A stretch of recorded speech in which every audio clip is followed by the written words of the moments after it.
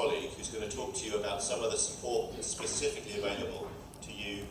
Sorry, actually I'm not going to do that quite yet. I'm going to talk a bit about being an entrepreneur and some of the thinking process that you should go into before you start your journey as an entrepreneur.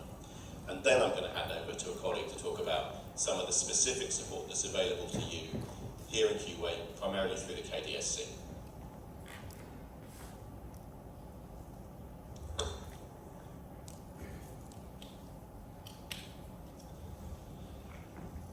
So, the key message I want you to take away today, if you take nothing else, is that this is a choice.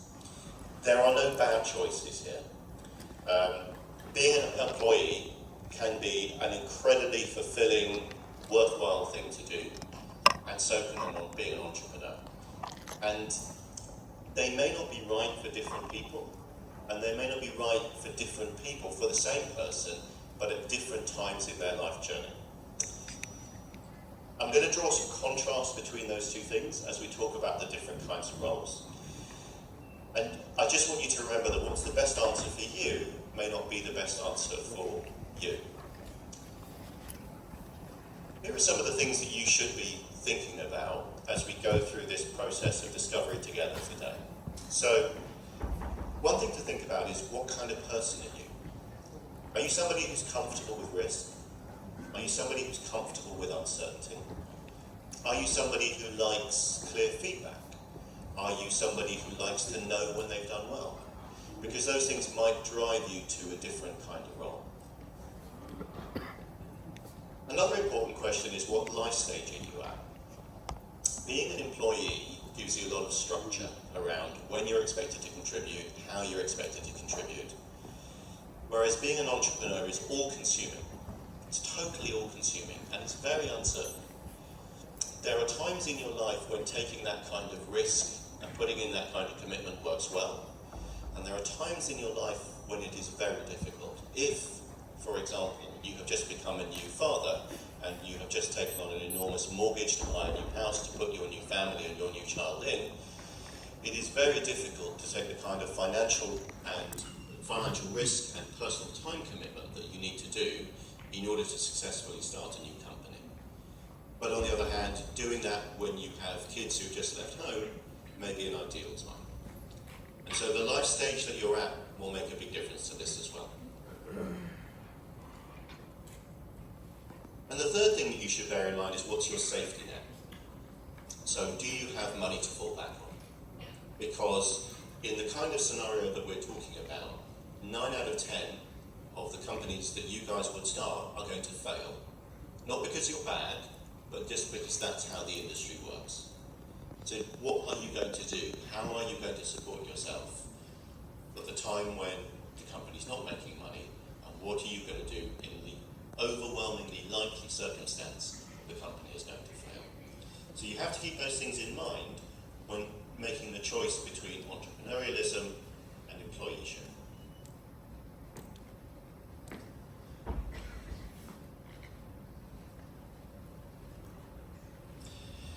So here is our employee. What comes to mind when you think about the word employee? What kind of characteristics do you think an employee has? This is a real question, by the way, I want actual answers. Yeah? Finishing all the tasks. Finishing the tasks? Yes. Okay, good answer. What else? 40 hours a week.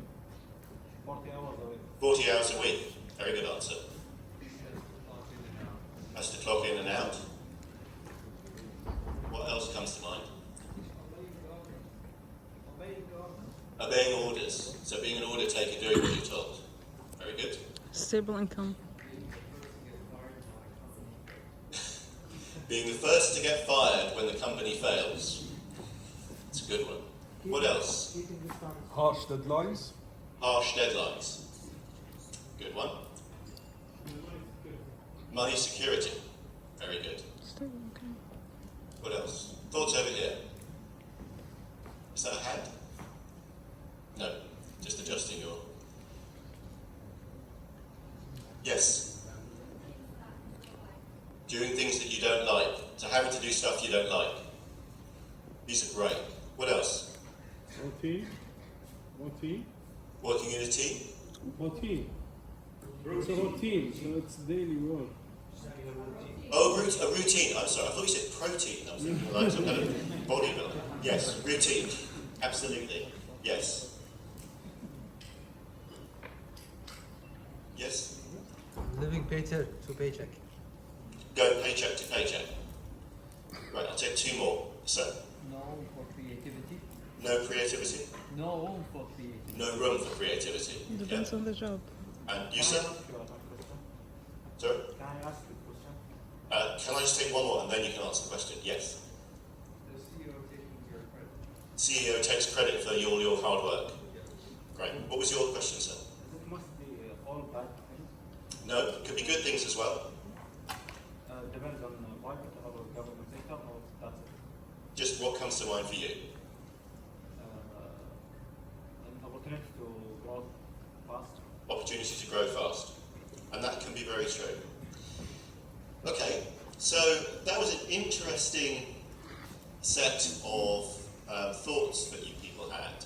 And actually I thought your question was very perceptive, because a lot of them were quite negative, weren't they? Like, no room for creativity, first to get fired, CEO takes credit for all of your hard work, you've got to clock in and clock out. Routine could be good, could be bad. 40 hours a week could be good, could be bad.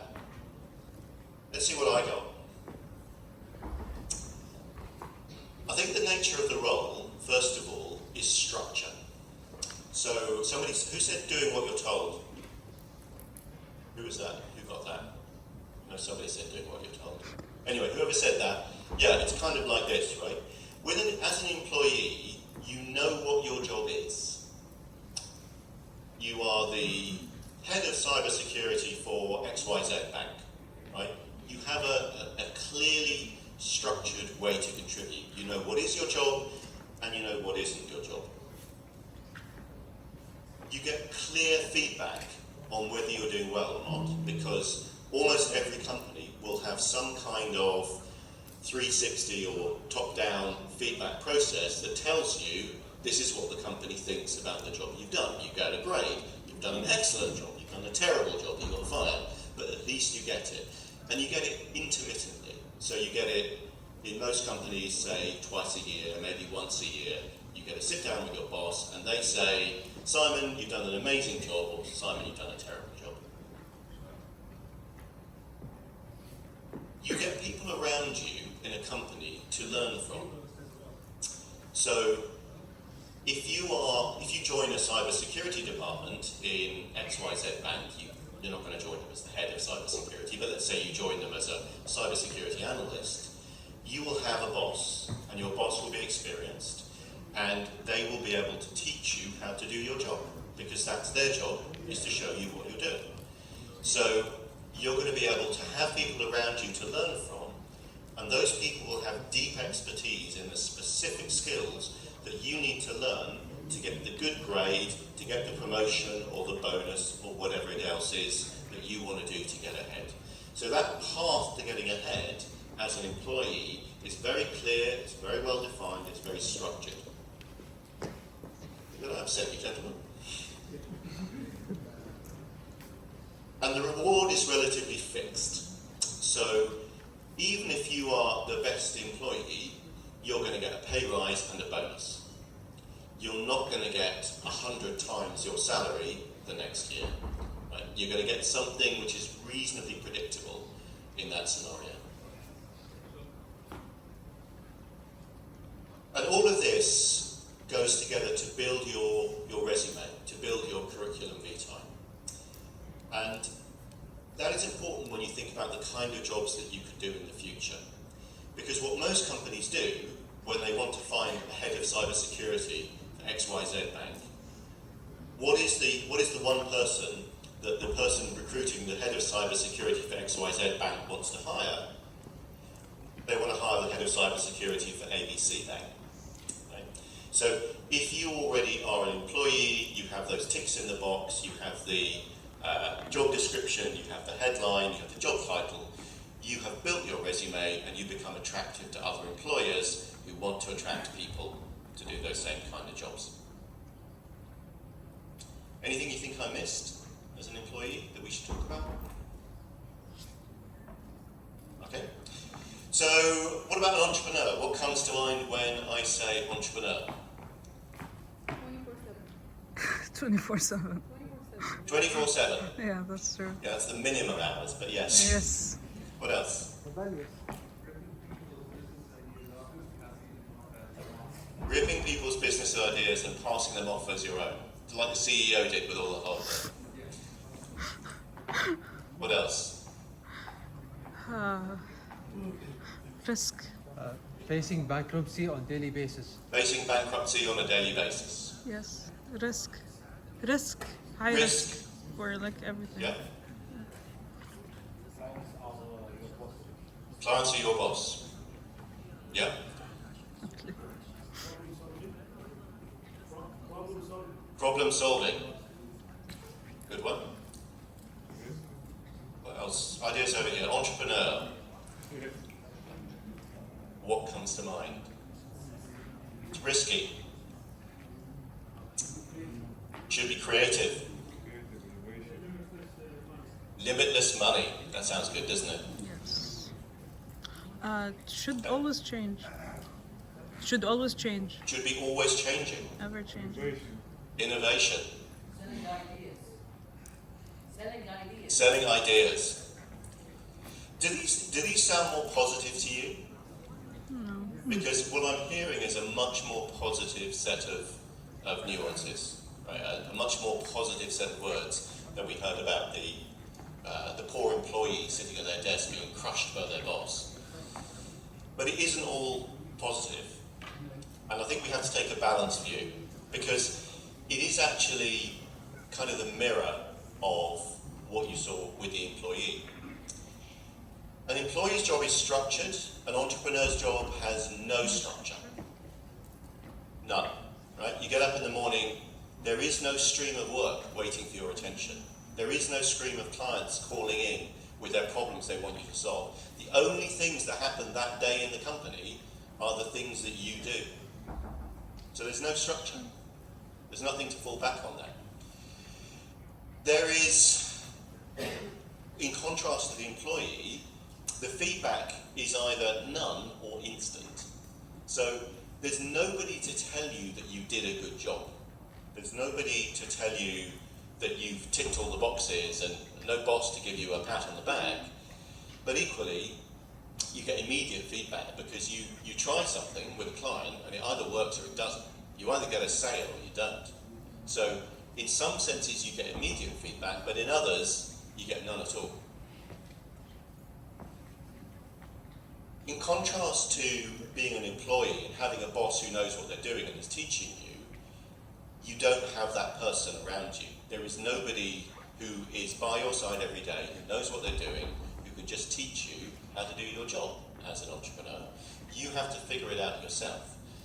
But instead of getting deep expertise in one thing, what you will end up doing is building broad expertise in a whole bunch of things. Because as an entrepreneur, you have to learn how to do your sales, your marketing, your coding, your delivery, your operations, your credit control. You have to do all of those things instead of just doing one element of your job in a company.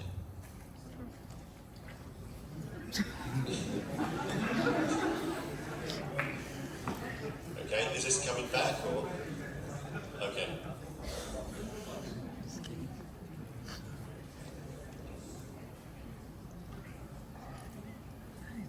Issues from the work. And okay, I'm going to try and continue on a little bit, guys, while we get this back. So with the employee, we talked about the idea that the reward is relatively fixed. As an entrepreneur, it's the opposite, of course. The reward is highly variable. Overwhelmingly likely, you will get very little, but there is a chance that you'll get a huge amount of money. Right? So there's a huge diversity in the payout that you're going to get, which is very different to what it would be like as an employee. And then lastly, we talked about the idea that as an employee, you're doing your resume building, you're building your CV, you're making yourself look more attractive on the job market effectively. you're building something slightly different. You're building your personal brand. So you will become known as an entrepreneur, you will become known as someone that VCs or angel investors might want to put money into, but you'll become less suitable for a job in a large company because all of that expertise that you've built up will not be seen as valuable by somebody who wants to hire a head of cybersecurity. It's just not going to have the same cachet as having slogged up the greasy coal and become the head of cybersecurity at that organisation's main competitor.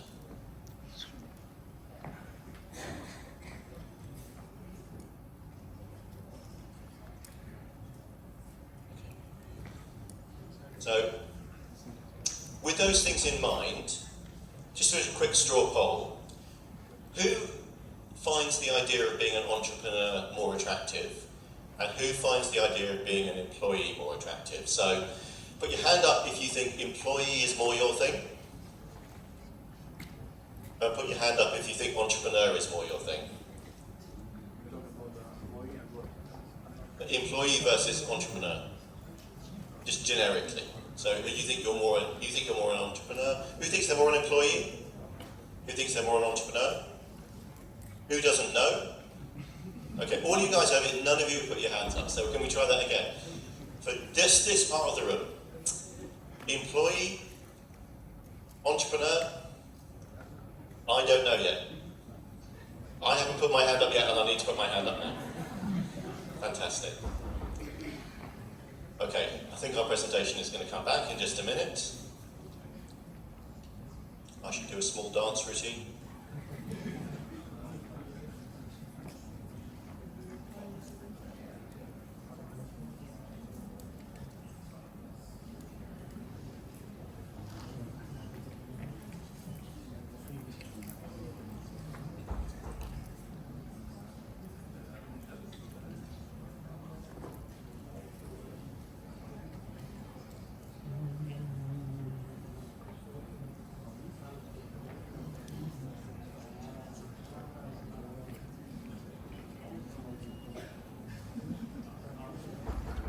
Okay, so it's going to take us another 5 minutes to get this projector back online, so I'm going to have to deviate a little bit from the notes and the plan.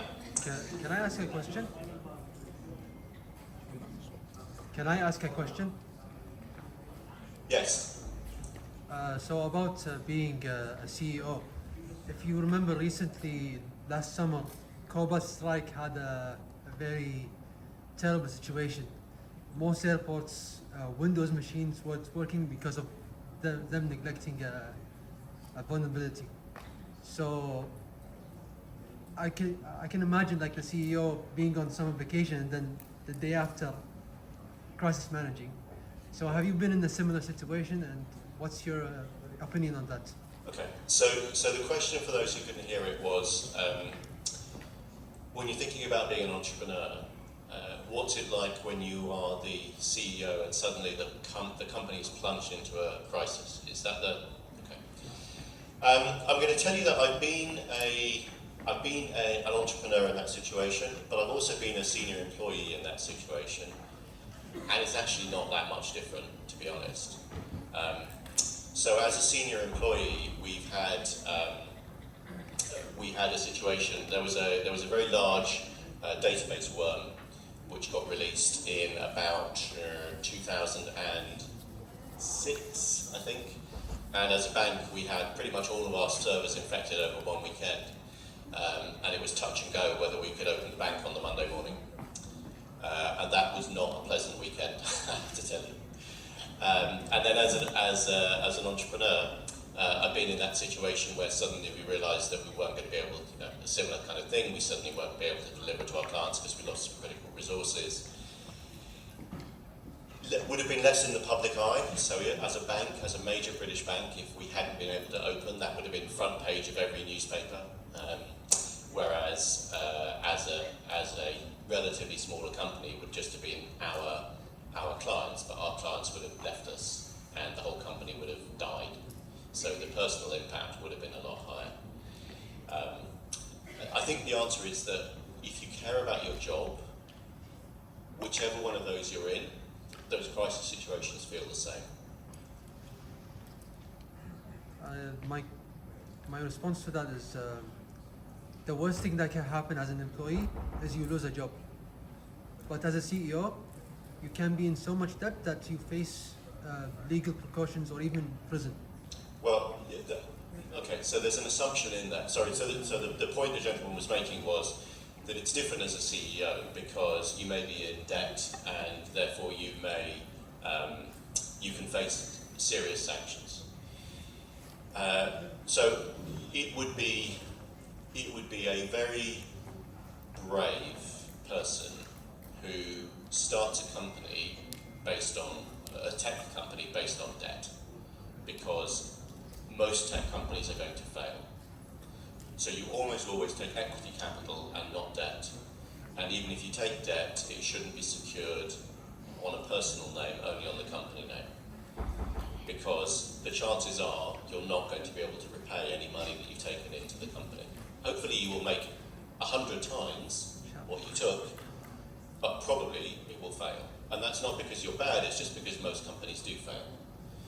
So, as the reason the structure of a company exists, the reason it was invented was to separate investors from the people who are owning and running the company, and not allow investors to pursue the owners in the case that the company goes bankrupt. That's the whole reason it's there, and it's never more useful than in those kind of situations. Ah, fantastic, we're back. Right, so, has anybody seen this cartoon before? Yeah? Great, it's a pretty well known one. Have a look at the faces of these two gentlemen over here, because I want to talk to you a bit about the emotional journey that you have as an entrepreneur. What emotions do you see expressed? What do you think these two gentlemen are thinking?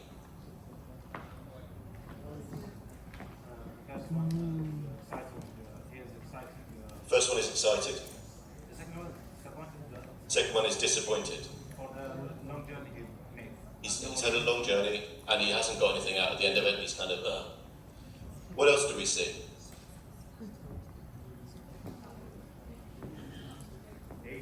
Age. Which one looks old? Well, the one looks older than the top one? Kind of beat up.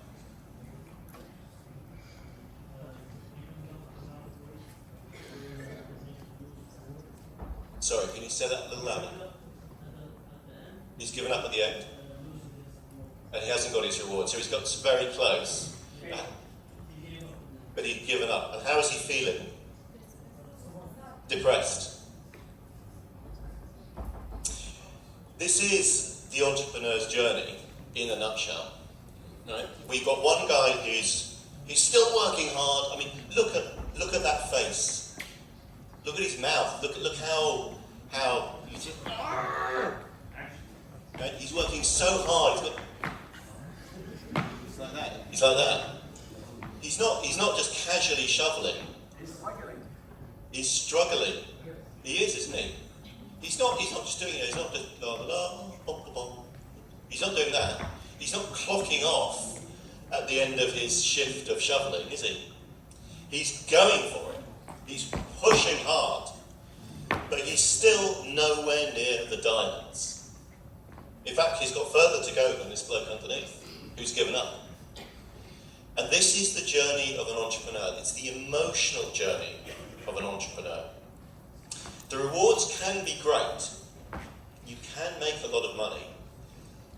And you can also feel an enormous sense of personal satisfaction. When you build something from nothing, when you take something that's just an idea, it's a vision in your head and that of your partners, and everybody else says this isn't going to work, and you take it, and you nurture it, and you grow it, and you make it into something real, the emotional reward of that is overwhelming.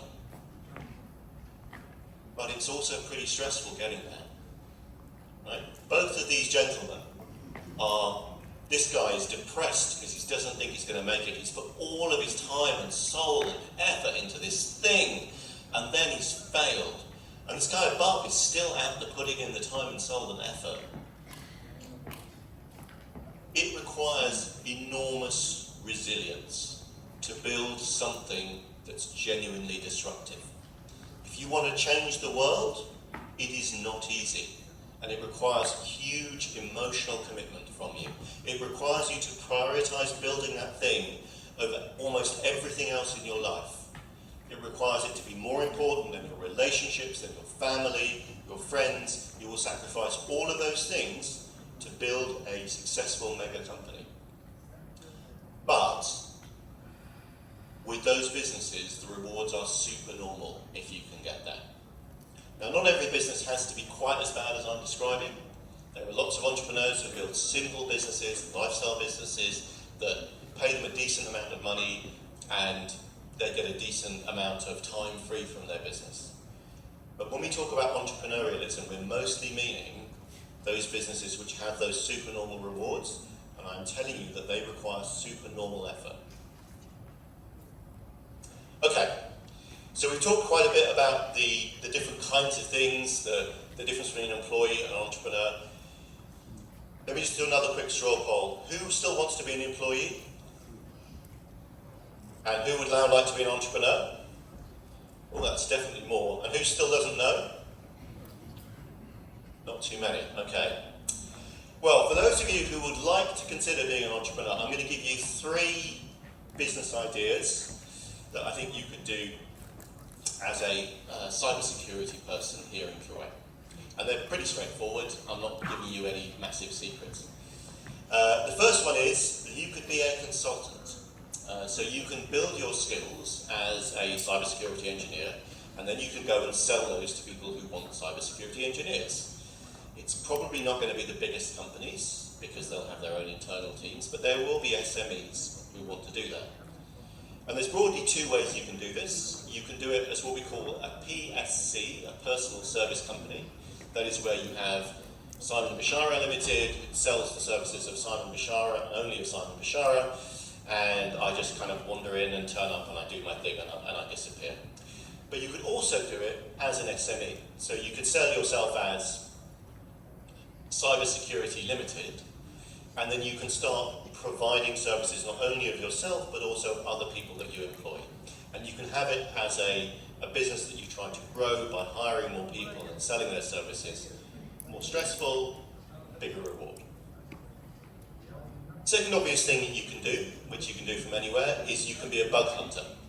So you can be a white hat hacker, you can be the kind of person who goes out to find the problems in other people's code and reports them and takes a bug bounty for doing that. And again, you can do that on your own, or you can assemble a team around you to try and do that on a more commercial basis. And broadly, the third thing that you can do, which is the classic startup route, is to identify a product. So you can go work in the industry, and you can then go, you know what would make people's lives easier is if we could do this thing in a different way, and you kind of need a product for that, so I will go off and I will build that product and I will come back and sell it to people like me who have that need. So 3 simple use cases that you can go through.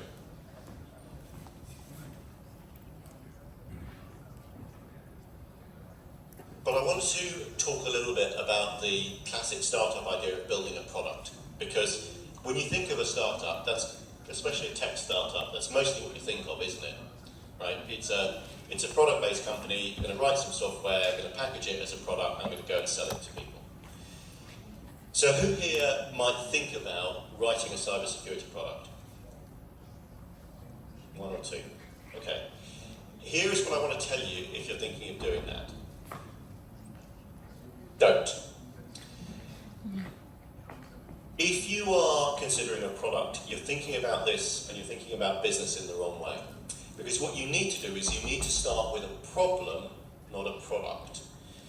You need to be validating that there is a problem there before you commit. Because we see this time and time again, especially with first-time entrepreneurs, that people get excited about a product and they haven't started properly researching that people have a problem that's big enough and hairy enough and difficult enough that they will be willing to spend money on a product to solve that problem.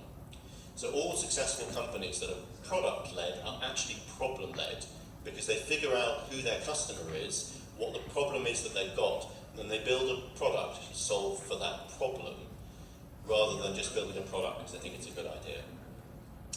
And I'm going to teach you now a 4-step process that you can use to interview customers to figure out whether there is actually a problem there that needs solving or not. And this is the second thing that if you're going to take something away from today's lecture, you should take away, because this set of 4 questions can be deployed in almost any circumstance, with almost any customer and almost any product, to tell you more than you would get otherwise about the customer.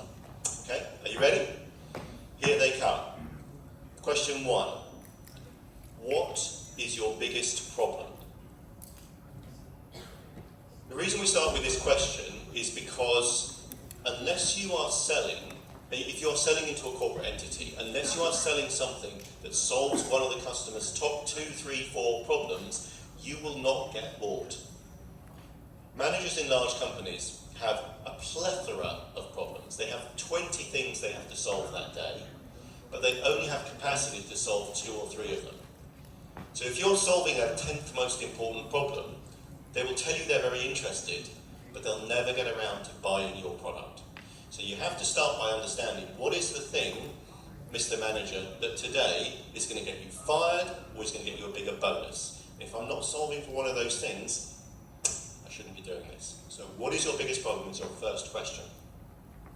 Second question, do I have a product that's going to solve your problem? Does this thing I brought in my suitcase, does it solve the problem that you've got? Now, top tip here. As you're listening to the manager tell you their problem, you might realise that the thing you have in your mind doesn't solve the problem they've got. Don't try and make it solve that problem. Instead, either go away and find somebody else who's got the problem your thing solves, or, in the room, invent a new thing in your head that will solve their problem and sell them that instead. There is no point trying to sell somebody the wrong product. It just won't work. It'll fail. It'll be a waste of everyone's time. So only sell a product that is going to solve the problem the manager's got. Third thing. Okay, now we've figured out that you've got a problem and I've got a solution. What's that worth to you? In the early stages of selling your product, you will not know what people are willing to pay. So you have to ask them, how many dollars is that worth? If your problem is employee sick leave, and I've got a problem that solves for employee sick leave, how much is that worth? Is it worth $1,000 a month, $5,000 a month, $10,000 a month? How much is that solving that problem worth to you? Because that will be what tells you how to price your product with that manager. And then fourthly, that sounds great. We're generating that product next week. Can I sign a contract with you for it today? Now, that might be a bit difficult if you only invented the idea as a result of the manager telling you what their problem is, but you still have to ask this question, because the reality is that people don't want to tell you your baby is ugly. When you walk in with your exciting idea that you're super enthusiastic about, lots of people will tell you that it's a great idea and that they're really enthusiastic about it and think it's super and it's going to solve so many of their problems. And you as the entrepreneur think, this is amazing. This person wants to buy my product, so I'll go away and I'll invest months of my time and tens of thousands of dollars in building it, and then you bring it back to them and they go, oh yeah, that's really great, but I didn't want to buy it. I just wanted to support you. I just wanted to be enthusiastic. And you're left having invested all of this time and effort without anybody to buy your product. Only money tells the truth. So ask for the money before you go and build it. Now, of course, no manager in a corporate environment is ever going to sign a contract with you there and then. But there is a world of difference between, yeah, that sounds really good. If you've got that product, I will definitely want it. I mean, I'll have to get procurement over the line and talk to my boss, but yeah, we want that. That's a corporate yes. And oh yeah, I mean, that's kind of interesting. You know, we'll have to see how the budget is next year. But yeah, sure, no, we would definitely be interested to see that. That is a corporate no, right? And you have to be able to hear the difference between those things. But if you don't ask for the business, you will never find out. So, that is my nutshell 4-question way of validating whether there is a problem and therefore a product that you can actually sell if you want to do that. And that kind of leads me on to this more generic slide where I want to compare and contrast first-time entrepreneurs versus serial entrepreneurs and how the two different groups think about these problems and products. So typically what a first-time entrepreneur does is this. They start by having an idea. I have realised that everybody has a problem with cybersecurity employee sickness, and we should solve for that problem. And they get very enthusiastic about this idea, and they go out, and of course they know they should test it, but they test it very weakly. They test it focusing on, how can I make this idea a success? I'm sure it's going to work. Let me just go and prove to myself that it's okay. Then they raise some money based off this weak proof, and they bring the idea to market. But because they didn't adequately test for the idea, they find out that it doesn't work as well as expected, and then they end up struggling and failing. And as a mentor on various different accelerators, I've seen this process time and time and time again, that people haven't been sufficiently skeptical at this second stage where they go through the testing process of the idea before they invest in it. And if you watch serial entrepreneurs, what they do is something quite different. They start by having an idea, then they look to figure out why this idea is a bad idea. So they start with a very skeptical approach. They then go out and they quickly and cheaply try and test those failure modes. So they have a hypothesis that says, this probably won't work. It probably won't work for this reason. Let me find a way to test this quickly and figure it out. And only then do they figure out if the benefits of success are worth it. And then they either revise the idea to improve it, or they go back and they have an entirely new idea. And serial entrepreneurs are not shy about throwing ideas away. I can summarise these in this way. A first-time entrepreneur typically wants to find a way to make their idea work, and a serial entrepreneur wants to find an idea that will work. And the second approach is much more successful than the first.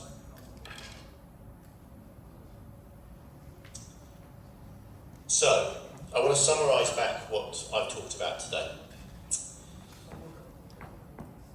Employee and entrepreneur are very different kinds of roles, but they are both noble and worthwhile, and you shouldn't be ashamed about picking being an employee, and you shouldn't be ashamed about picking being an entrepreneur. But I encourage you to be honest with yourselves about which of those journeys is right for you. And it may be that they're right at a different time in your life, or you need to get to a certain point before you can move from one to another.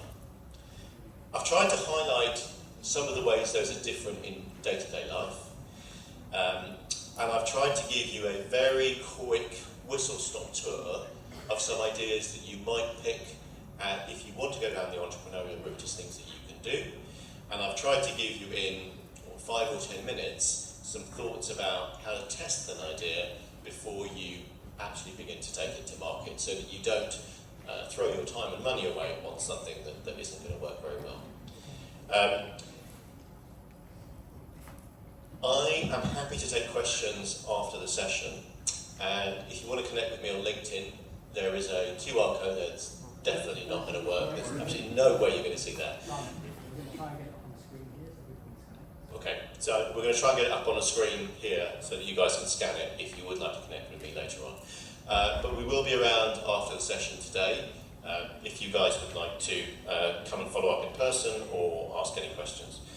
What I'm going to do now is I'm going to hand over to my colleague Abdul Wahab Al-Zaidan from the KDSC team, who's going to talk to you about some of the specific help that's available here in Kuwait.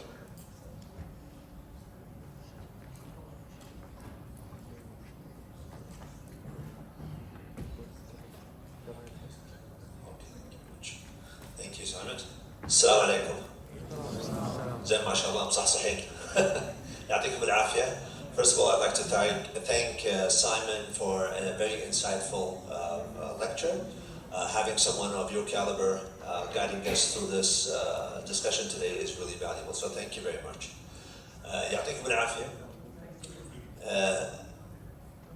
احنا نبي نتكلم معاكم اليوم، شفتوا كل هذا تحت اطار I'm sorry I'm shifting back to Arabic. نتكلم تحت اطار انها تحت مظله مجمع الكويت التقني لرياده الاعمال.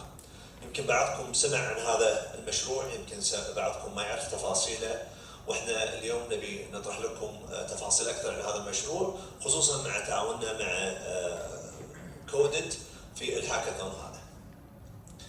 طبعا مجمع الكويت التقني لرياده الاعمال هذا مشروع شراكه استراتيجيه بين حكومه دوله الكويت وشركه بوينغ الامريكيه للطائرات. في اتفاق بيننا على مشروع اوفست لانشاء مجمع الكويت التقني لرياده الاعمال لدعم رواد الاعمال الكويتيين في دوله الكويت. طبعا الشراكه هذه شراكه استراتيجيه فيها جانبين مهمين، جانب مكون من مبنى ان شاء الله يخدم المبادرين، انتهينا من مرحله التصميم الاولي والهندسي وان شاء الله خلال سنه تشوفون اخبار تنفيذه، والجانب الاخر اللي هو برامج نقل المعرفه وبرامج التدريبيه الموجهه للمبادرين اللي نبدي فيها هذه السنه بحلقات التواصل معاكم مع اصحاب المواهب والتالنت في مجالات التكنولوجيا عشان نبين لهم ان هذا المجال موجود وندعمهم ان يتواصلون معنا فيه. الهدف الاساسي من هذا المشروع هو ان يقدم دعم للشركات الناشئه في مختلف مراحل النمو. عندنا طبعا الناس اللي مثلكم عندهم تالنت في مجال السايبر سكيورتي وباك جراوند فيها، يمكن مثل ما شفتوا بالمحاضره يفكرون كانوا في الهاكاثونز في الوظائف في الى اخره، بس احنا نبي نوجه الناس اللي عندهم هذه التالنتس ان شلون يستثمرونها في انشاء شركات ناشئه. ففي مراحل مختلفه من مراحل النمو راح نقدم لكم ان شاء الله برامج من بدايه سنه 2025 راح نعلن عنها وراح نبين لكم شلون تتواصلون ويانا ان تكونون انتم جزء من منظومه المجمع هذا. طبعا نبي نقدم دعومات عباره عن برامج، عباره عن مساعده على التمويل من جهات التمويل الموجوده بالكويت، راح تكون هناك مسابقات راح نعمل معاها، راح نجيب ايضا مثل ما اليوم كان في عندنا محاضره متخصصه من مختصين، راح يكون دائما في محاضرين متخصصين من حول العالم يجون يقدمون لكم برامج حق رياده الاعمال في مجالات التكنولوجيا المختلفه. طبعا مكونات المشروع له ارض مخصصه في غرب مشرف مقاربه للكليه الاستراليه، في هناك مبنى يتم تصميمه وتنفيذه. هذا المبنى يخدم المبادرين، هو عباره عن تك هاب، راح يكون ان شاء الله متوفر باذن الله تعالى اقل من سنتين ان شاء الله تشوفونه. طبعا يمكن هني مو واضح بس يمكن بعدين اشارك معاكم المعلومات هذه. المبنى هذا يقدم خدمات مختلفه في اماكن مختبرات متخصصه حق الناس اللي يبون يعملون في المجالات التقنيه، مختبرات لتطبيقات الذكاء الاصطناعي، للبرمجيات، مختبرات ميديا، مختبرات حتى ميكرز لاب اللي يحبون يشتغلون بالالكترونكس وال 3 دي. وفي راح تكون مساحات عمل مشتركه، مكاتب تاجير للمبادرين، وقاعات متعدده الاستخدام مثل عندنا اليوم. راح يكون في دائما على مدار السنه ان شاء الله برامج. طبعا هذا الكلام احنا تكلمت قلت لكم خلال سنتين راح تشوفونه، لكن خلال هذا الوقت راح نقدم هذه البرامج حتى قبل وجود المبنى. اليوم احد الامثله، وراح نستمر ان شاء الله معاكم في نهايه الهاكاثون، وبدايه من السنه القادمه بيكون في برامج راح نعلن عنها، راح تستمر مع شركائنا في اماكن مختلفه، ونتمنى تكونون ان شاء الله انتم معنا في هذه المنظومه. طبعا برامج نقل المعرفه تكلم عن مستر سايمون من ايروسبيس اكسلريتد. ايروسبيس اكسلريتد هذه احد اكبر المسابقات في مجال الفضاء والطيران على مستوى العالم، وهي شركه تابعه لشركه بوينغ الامريكيه. فهم متخصصين في دعم مبادرين التكنولوجيا في مجالات تكنولوجيه مختلفه. جميع مجالات التقنيه والتكنولوجيا سواء السايبر سكيورتي، البرمجيات المختلفه، تطبيقات الذكاء الاصطناعي وغيرها تدخل في مجال صناعه الطيران والفضاء، فهي مو بالضروره تصميم الطائرات ولا اشياء لها علاقه بالاقمار الصناعيه فقط. في صناعه الطيران صناعه كبيره تدخل فيها مجالات تكنولوجيه مختلفه. فهذه المسابقه لها دور في تطوير برامج والاستثمار في الشركات الناشئه، وايضا ان يساعدونهم في الدخول الى سوق العمل العالمي. فاحنا نطمح من خلال برامجنا على مدى السنتين القادمين ان نطور مجموعه من المبادرين الشباب والشابات في مجال التقنيه، ونساعدهم ان يمولون شركاتهم، وان نطمح ان يدخلون في مسابقه الاعمال الخاصه في بوينغ. عشان نشوفهم بعد 2 3 شركات ناشئه كويتيه تبتدي تعمل مع شركات الطيران العالميه عن طريق شركه بوينغ ان شاء الله. طبعا هذا الكيو ار كود يمكن مو واضح، يمكن بعدين الاخوان من بوينغ راح يوفروا لكم اياه. از ات افيلبل؟ انت اذا تحبون تسوون زوم ان، طبعا السلايدز هذه راح نشارككم فيها، راح اكلم الاخوان هم من اخوات في كودد نوفر لكم اياها.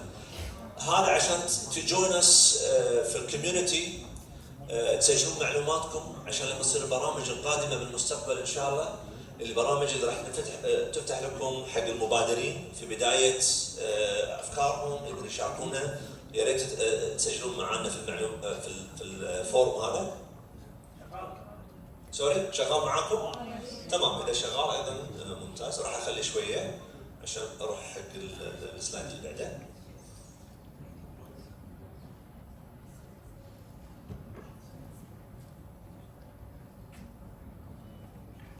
اوكي، نروح للسلايد اللي بعده. حد الحين محتاج يقعد هني؟ اوكي. هذا ايضا كيو ار كود ثاني مختص بديسكورد سيرفر. الاخوان في كودد ساعدونا في انشاء ديسكورد سيرفر، من خلاله راح نبني الكوميونتي شوي شوي بشكل رقمي. يا ريت ايضا هم تسجلون فيه، تهتمون في ان تكونون جزء منه. ايضا موجود هنا الكيو ار كود راح نبعث لكم اياه. ديسكورد سيرفر في مجموعه من الغرف داخل المتعلقه مثلا بالايفنتس القادمه، مثل ايفنت اليوم راح نعلن عنها. راح تصير في ايفنتس مو فيزيكال، فيرتشوال، حصلت قبل اسبوعين ايضا عملنا، وراح نحاول كل شهر شهرين تكون مستمره حق رواد الاعمال، حق الناس المهتمين في مجال التقنيه. راح يكون في سبيكرز من الكويت ومن خارج الكويت، فايضا عشان ما يطوفكم وتعرفون المواعيد هذه. وايضا لما نبتدي باذن الله تعالى السنه القادمه نبتدي البرامج مالت الحاضنات والمبادرات، راح نفتح المجال للمبادرين واصحاب الافكار يتبادلون الافكار، ياخذون خبره من بعض، يتعاونون مع بعض. فهذا بلاتفورم للكوميونيكيشن مفتوح افيلبل لكم، يعني اتمنى تسجلون فيه وتستفيدون منه، دائما تاخذون منه الاخبار اللي موجوده. طبعا نشكر لكم حضوركم اليوم بالمحاضره هذه. طبعا we thank very much Mr. Simon from Aerospace Accelerated. ومعنا ايضا السيد مساعد الهولي مدير بوينغ في الكويت، نشكرهم على دعمهم الدائم لنا في هذا المشروع، وكودد ما قصرتوا في دعوتنا، ونتمنى ان نشوفكم مو بس ناجحين ان شاء الله في الهاكاثون، لكن تبتدون تطورون تستثمرون النولج اللي عندكم والسكيلز، تفكرون how to become an entrepreneur. I'm still thinking that they should become entrepreneurs. يعطيكم العافيه.